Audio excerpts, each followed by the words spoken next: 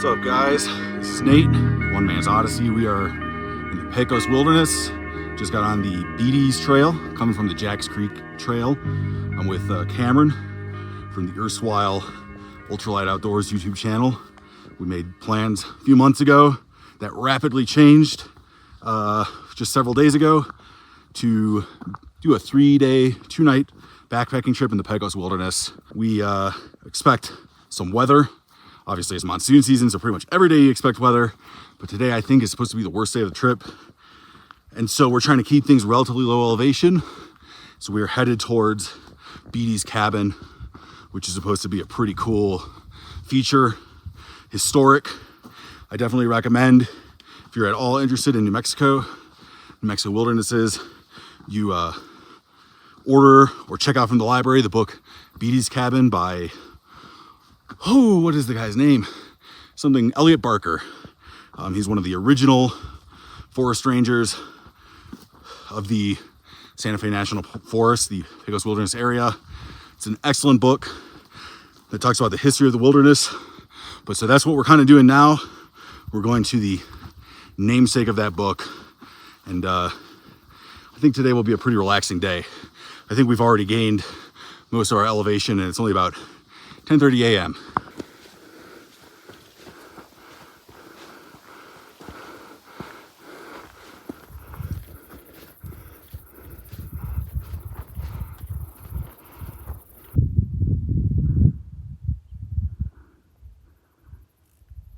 Harder and harder as your kids get bigger.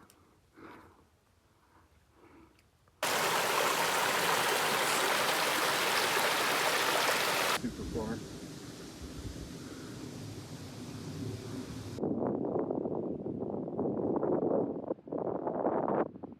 This is a beautiful section.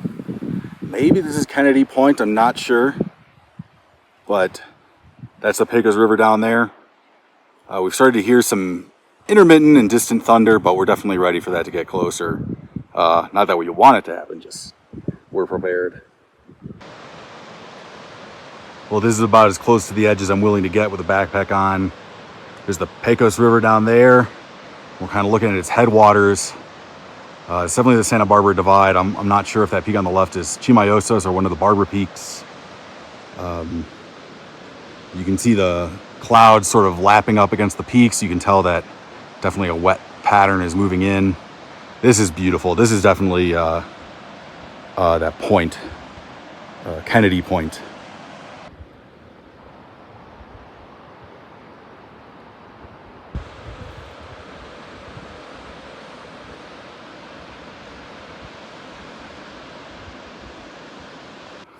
There she is, in all her glory, Beatty's cabin. So I should amend that. This might not be the Beatty's cabin. There is another cabin down there, which could be the Beatty's cabin. I do remember in that book, Beatty's cabin, there is mention of another structure that was built. I don't know if these water pumps work. Well, it's locked. But it definitely looks like it's in use. That looks like a pretty neat bed. There's a cell phone there. Huh.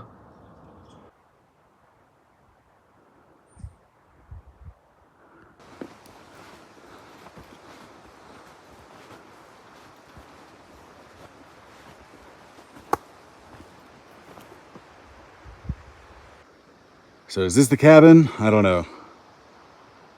I seem to remember there's pretty scant information about all this online. This one looks a little bit nicer. I certainly would rather live in this one than the other one.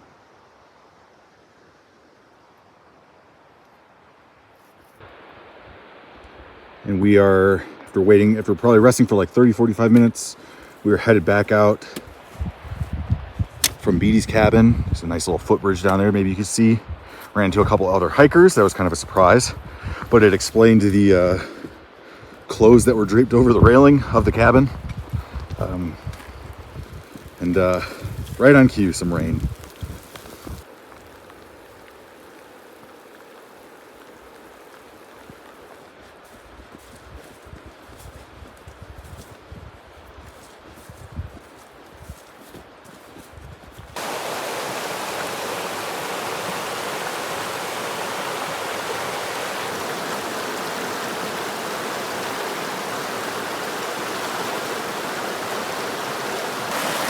Pecos River starts about a mile or two north of here, continues a long journey until it meets the Rio Grande near Del Rio. There are at least 2 towns that I know of named after the Pecos River. And I believe down here at, down in like Glorieta, New Mexico or so, it's only a few miles away from the Rio Grande, I feel like, maybe 20 miles away. But it travels hundreds of miles before it meets the Rio Grande.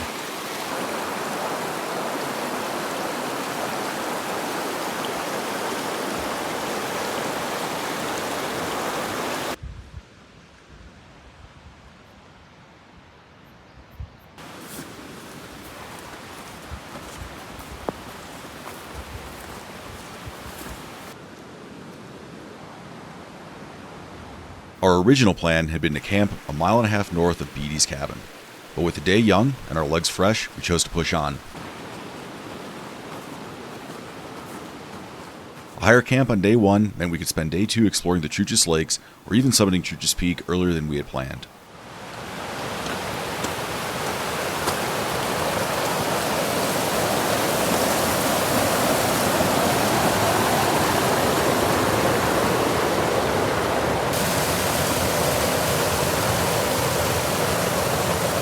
We passed our planned camp along the Chimayosis Trail and continued along the North Azul Trail, as approaching thunder and dark skies warned of imminent storms. The initial forecast in the days leading up to our trip showed a gnarly weather pattern most of day 2, which is why we did not plan on hiking much that day. But last-minute weather reports showed that pattern would instead be hitting overnight, meaning that day 2 would be a good day for hiking after all, but night 1 would be a doozy. Rain hit us kind of hard, so we're gonna try to wait it out. We'll wait maybe like 20 minutes before we keep going. We're past where we wanted to get on day 1. We're just seeing if maybe we can gain a little extra mileage, maybe get a head start day 2 and get a head start on the trip as a whole. We'll see if that happens. Thank you, tree, for this nice shelter during this storm. It's eased up quite a bit though. It was coming down pretty hard. You can see all this hail on the ground. This tree held me nicely, and I'm pretty optimistic that it's going to pass fairly soon. We're going to be able to get back on the trail. It's about 3:30 right now, so for reference, we still have, I think, about 4 hours of sunlight, if not more. So we've got a lot. I think we're hoping we can push on another maybe mile or two, which we should have no problem doing. It'll give us a lot of elevation gain and make the elevation that we might have to gain tomorrow, depending on what we do, much less than the alternative. But there's just something beautiful about sitting under a nice tree, which is not the tallest tree in the area, for those of you like me who don't want to get struck by lightning. Watching the sun burn off some clouds while the hail turns to rain and hopefully turns to nothing. We decided to shoot for a meadow at the intersection of trails 257 and 264 for our night 1 camp, only 3/4 of a mile from our planned night 2 camp. While it was a dry camp, it was only a 1/4 mile from the supposedly wet Rito Azul. All right, we're close to the headwaters of the Rito Azul right now. The trail crosses the river at a point where every map that I've seen says that it's a reliable water source. But when we got there, there was nothing. I hiked maybe about 300 yards downstream and found this nice spring. So just keep that in mind if you come to this area, that is not, I don't know if this is a reliable spring, but that on the map is not really reliable. I'll include a picture of where I'm talking about.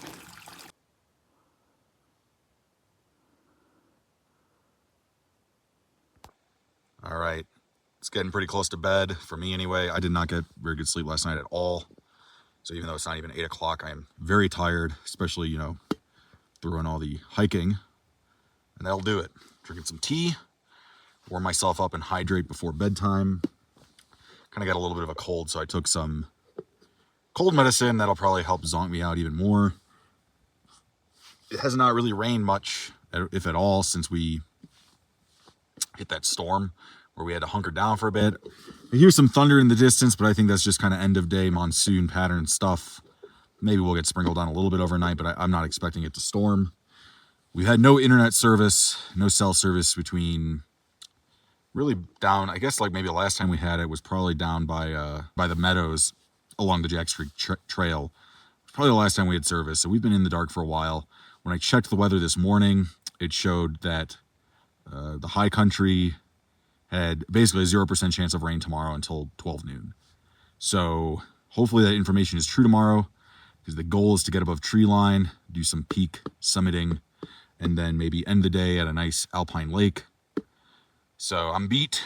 I'm definitely ready for bed. Hopefully tonight is warm. All of my clothes are wet except for my spares. I doubt they'll dry out much overnight. I think I'm just gonna have to deal with being a little cold tomorrow morning. Anyway, see you guys tomorrow. You guys shouldn't be able to see anything. It's pretty dark. It's about 9 o'clock right now. I just had a monsoon roll into camp. Literally thunder went off. It had to have been on the order of hundreds of feet away from us. It was huge flash. Pretty quickly you heard the noise, and it was so bright it blinded me in my tent. Not anything to mess with. I'm glad we're okay. I have to admit, I was saying quite a few prayers. That was pretty crazy. Hopefully it's a peaceful night. But that was beyond belief. That was not like anything I've ever experienced.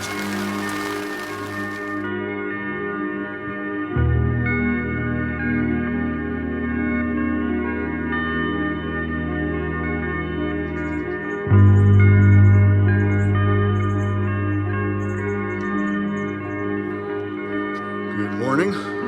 Day 2. We're right below Trailriders wall. I think getting pretty close to where we have to ascend onto the ridge line.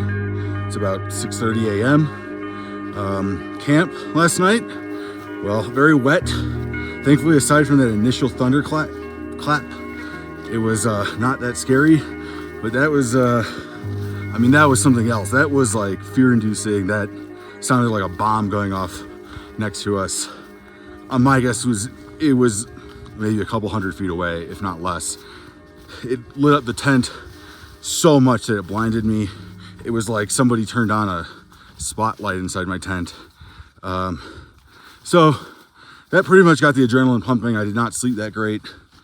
And then all the rain just made everything soaking wet. I have very few dry clothes left. And then the trail is just soaked. Really the brushes. So my pants were kind of finally getting a little dry, but the last half mile of hiking has made them pretty much like I got into a pool. The trail was in really rough shape. The Azul Trail near the headwaters of the Rito Azul. Just, oops, lost the trail for a second. Very difficult route finding. Pretty much required GPS on our part. Lots of deadfall. Clearly that trail has not been maintained in probably decades at this point.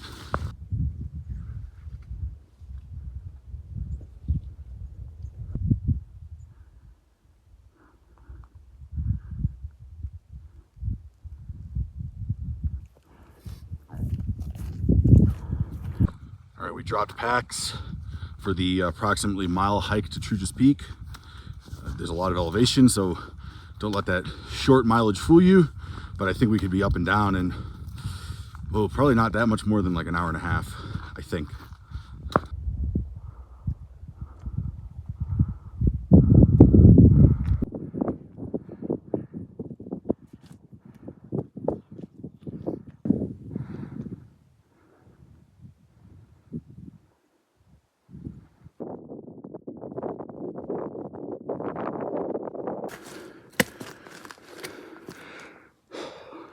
These guys were right in the path a second ago. Thankfully I was able to scare them away.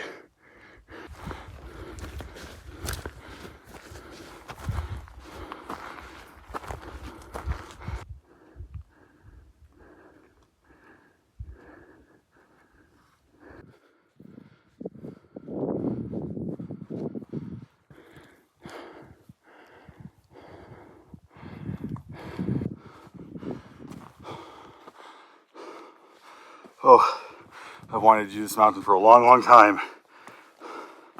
I thought that was the summit, but join me as we hit the summit together. Me for the first time.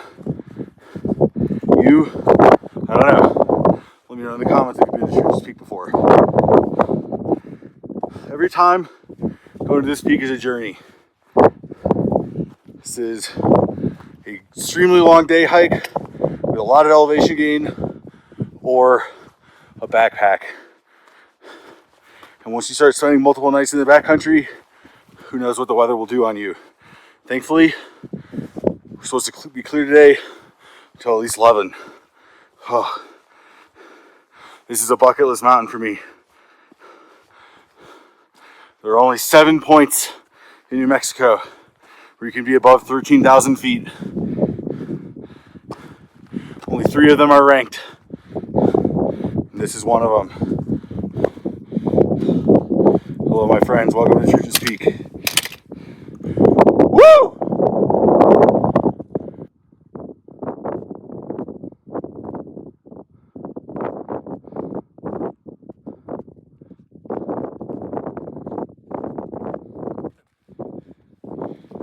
Look at you. Why stop here? Let's go to North Truchas. Well, right now, weather's pretty good. You probably hear some wind, but it's just a little bit of a breeze. I don't think we're going to spend too long up here because we do want to get down quickly up below tree line. Like I said, this is a bucket list peak for me. This is actually my 5th time attempting Truchas Peak. And if you notice the entire video, I mean, by now you probably know, I'm sure I'll put Truchas Peak in the title of the video or something, so by now you know that we're heading up to Truchas Peak. But you'll notice that I never said that we were coming up to Truchas Peak, and that's because I didn't want to jinx it. See, this is my 5th time attempting Truchas Peak, and I feel great. This is a beautiful summit. I'm happy to be up here. It's the 2nd tallest ranked peak in New Mexico. I think it is both the Mora County high point and maybe the Santa Fe County high point, or maybe Arriba. I can't quite remember. It is obviously the Pecos Wilderness high point, the Santa Fe National Forest high point.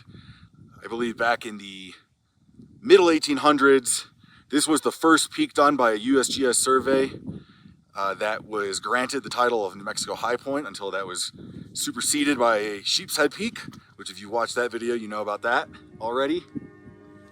But yeah, it's a pretty incredible peak. I would call it a sustained, no exposure Class 2 scramble for much of the way up. It was rather steep. You needed your hands a little bit, but it was not, I don't think it was at all dangerous or exposed or anything like that. Probably gonna drink some water and then head down, but let me show you some of these views.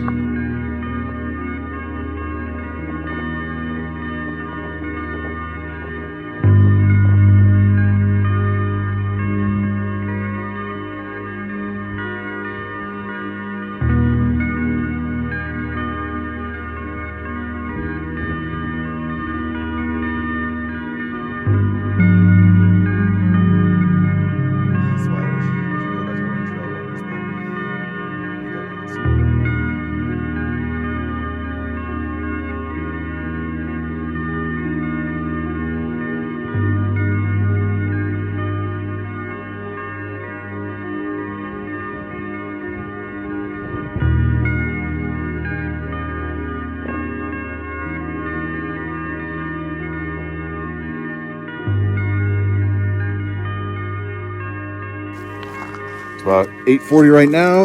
We're heading down the peak. I am somewhat optimistic that we'll make it maybe in like an hour. We'll be back to our packs, and then we can assess the weather if we feel comfortable heading over Trailriders Wall to get back to get to Pecos Baldy Lake. It's pretty nice right now.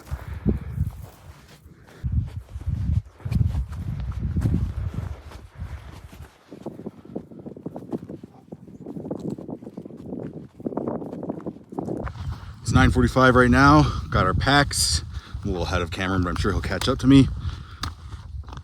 I think the weather's looking fair enough that we're going to head over Trailriders Wall to get to Pecos Baldy Lake. I will say, I think we have both decided that we are leaning towards just knocking out the hike today. It's probably about 2 miles to Pecos Baldy Lake, and then another 7 miles, or under 7 miles, 6.5, I guess, to the trailhead. And the driving factor of that is the fact that we're soaked. I mean, it feels like I can feel water sloshing around my boots, and I'd never stepped in a creek or anything. It was the moisture from the plants this morning, just the general moisture of the area. I don't think I have any dry clothes left So, you know, today was definitely the most impressive day. By the time we hit the lake, there'll be nothing to see anyway. I mean, you know, it's a beautiful area, but it's certainly nothing that reaches the pinnacles of Truchas Peak or Trailriders Wall. So we're gonna head back to the cars. But overall, I mean, this was the goal for the trip, was to hit Truchas Peak. Initially, we looked at coming from the west and maybe tagging all 3 of the southern Truchas Peaks, but the weather didn't look like it was cooperating, so we decided against that. Ultimately though, like, this is maybe one of the best trips I've ever had in the Pecos. Certainly exciting. Man, that lightning last night, that is something that I will remember till the day I die. That had to have struck so close to us. And then the Beatty's cabin yesterday was also just incredible. So, just, yeah, very grateful for how the trip has panned out so far.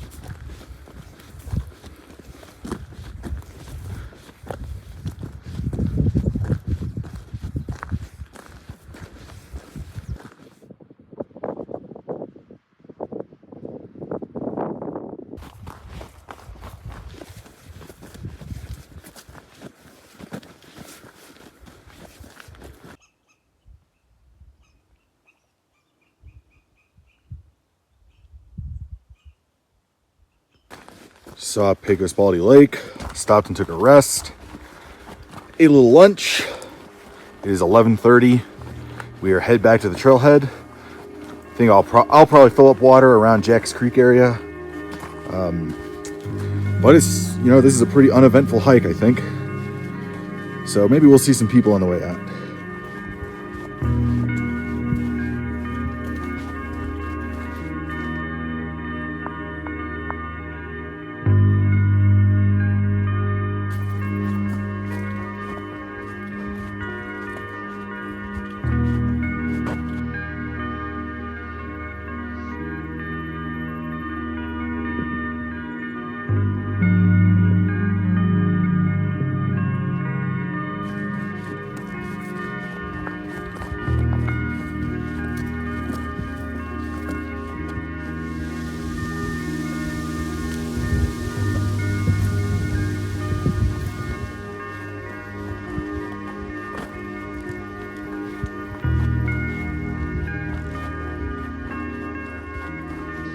All right, guys, it's probably the most interesting stuff all gone.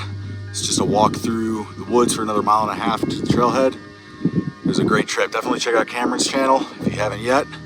See you guys next time.